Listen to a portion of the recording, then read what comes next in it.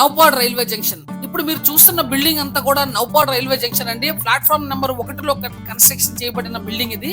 ఇది అమృత భారత్ స్కీమ్ కింద 20,000 కోట్ల రూపాయలు శాంక్షన్ అయిన కన్స్ట్రక్షన్ అయిన బిల్డింగ్ అనేది. మొత్తం 70% మొత్తం బిల్డింగ్ అంతా కూడా కంప్లీట్ అయిపోయింది. నిన్న నేను విజిట్ చేశాను.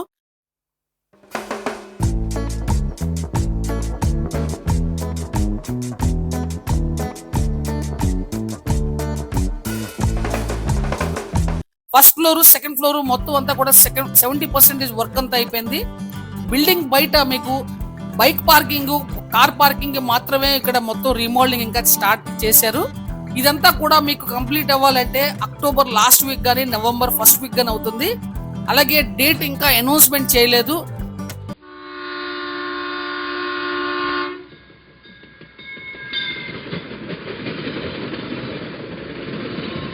ఎందుకంటే నేను ఇప్పుడు చెప్పబోయే 5 పాయింట్స్ కూడా మేజర్ గా దీనికి అమృత భారత్ స్కీమ్ కింద రావడం వల్ల నౌపాడ్ రైల్వే జంక్షన్ కి మెయిన్ గా మనకి 5 పాయింట్స్ మెయిన్ ఉపయోగపడుతుందండి.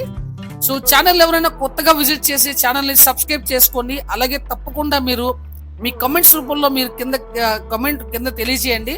సో అప్పుడే నేను ఇంకో మంచి వీడియోస్ నేను ముందుకు తీసుకొని రావడానికి నాకు ఆస్కారం అవుతుంది. రండి, ఈ 5 పాయింట్స్ నౌపాడ్ రైల్వే జంక్షన్ ఇంత రిమోల్డ్ చేయడానికి కారణాలు తెలుసుకుందాం. మొదటి పాయింట్, 3వ లైను 4వ లైను మొత్తం నిర్మాణం చేస్తున్నారండి. రెండవది, కొత్త క్రాసింగ్ రైల్వే స్టేషన్స్ దగ్గరలోనే వస్తున్నాయి నౌపాడ్ రైల్వే స్టేషన్ దగ్గరలో.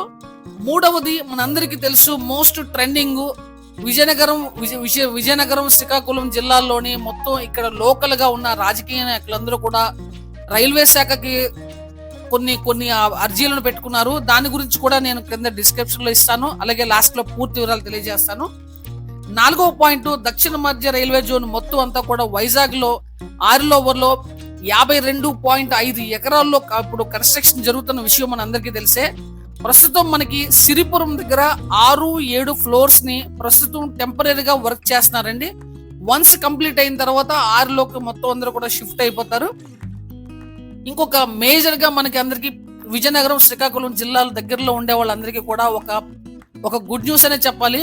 ఎందుకంటే ఈ రైల్వే జోన్ కార్యక్రమాల్లో కొన్ని కార్యక్రమాలని నౌపాడ్ జంక్షన్ లోనే చేయడానికి కొన్ని ప్రతిపాదన కూడా ఉన్నాయి. సో ఈ ప్రతిపాదన కనుక కంప్లీట్ అయితే కొన్ని కార్యక్రమాలని ఈస్ట్ కోస్ట్ రైల్వే కొన్ని కార్యక్రమాలని ఇక్కడ స్టార్ట్ చేయడానికి ప్రతిపాదన ఉంది. సో తప్పకుండా అది కూడా మన అందరం అవ్వాలని కోరుకుందాం.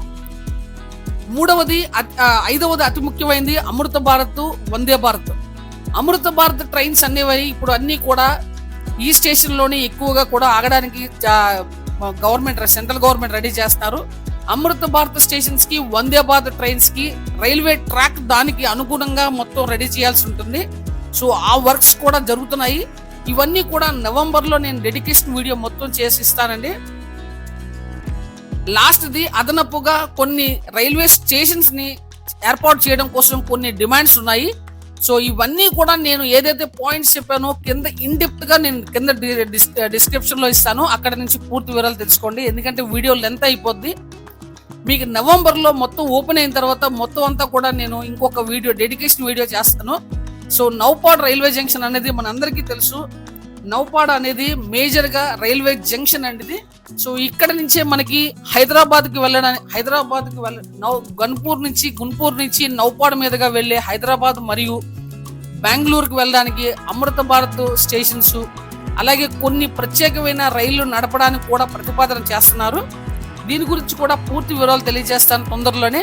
మీకు తెలిసిన విషయాల్ని తప్పకుండా మీ స్నేహితులకి, బంధువులకి కూడా షేర్ చేయండి. ఛానల్ని సబ్స్క్రైబ్ చేసుకొని పక్కనే ఉన్న బెల్ ఐకాన్ ప్రెస్ చేయండి. సో దట్ నేను పెట్టే ప్రతి వీడియో కూడా మీకు నోటిఫికేషన్ రూపంలో ముందుగా ఉంటుంది.